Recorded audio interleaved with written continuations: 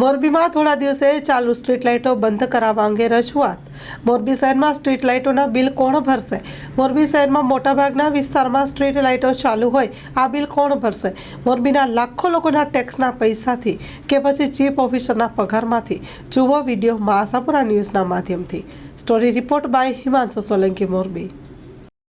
હમણાં જ સોશિયલ મીડિયાના માધ્યમથી જાણવા મળ્યું કે મોરબી નગરપાલિકા ઉપર અંદાજિત 12 કરોડથી વધુ પીજીવીસીએલનું બિલ બાકી છે. ત્યારે આપના માધ્યમથી મારી મોરબી નગરપાલિકાના ચીફ ઓફિસરને તંત્રને એક વિનંતી છે કે મોરબીની અંદર Mahendrapara main road, Latiplot main road, Madhapar main road, Vavdi રોડના અમુક વિસ્તારો જેવા અનેક વિસ્તારોની અંદર મોરબી 80% વિસ્તારની અંદર સ્ટ્રીટ લાઇટો ધોળા દિવસે પણ ચાલુ છે અને જ્યાં ચાલુ હોવી જોઈએ ત્યાં 24 કલાક બંધ છે.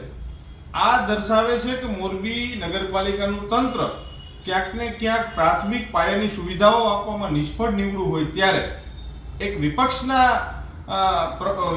પ્રમુખ તરીકે મારી એક વિનંતી છે તંત્રને અને મોરબી નગરપાલિકાને કે આ તમામ વિસ્તારોની અંદર જે લાઇટ 24 કલાક ચાલુ છે એની બદલે 12 કલાક ચાલુ રહે અને 12 કલાક બંધ રહે એવી નગરપાલિકા તરફથી વ્યવસ્થા કરવામાં આવે અને વિકાસના નામે જે આપ વાતો કરી રહ્યા છો, લોકોની અંદર ભ્રમ ઉપજાવી રહ્યા છો, ત્યારે જો આ નગરપાલિકાના ચીફ ઓફિસર સાહેબને મારે કહેવું છે કે આ લાઇટોનું બિલ 24 કલાક ચાલુ રહેવાથી જે બોજો વધારે પડે છે એ તમારે તમારા પગારમાંથી ચૂકવવો જોઈએ અથવા તો સ્વીકારવું જોઈએ કે તમારી આવડત નથી અને તમારી પાસે ક્ષમતા નથી.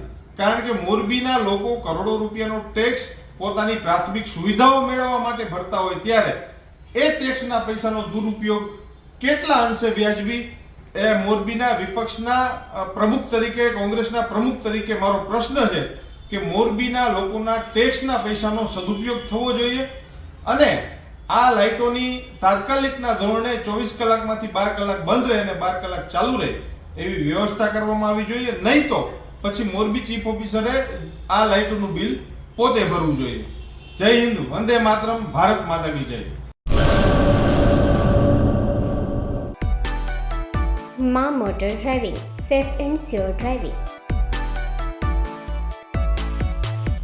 ડ્રાઇવિંગ એ શોખ સાથે આપની મોટી જવાબદારી પણ છે.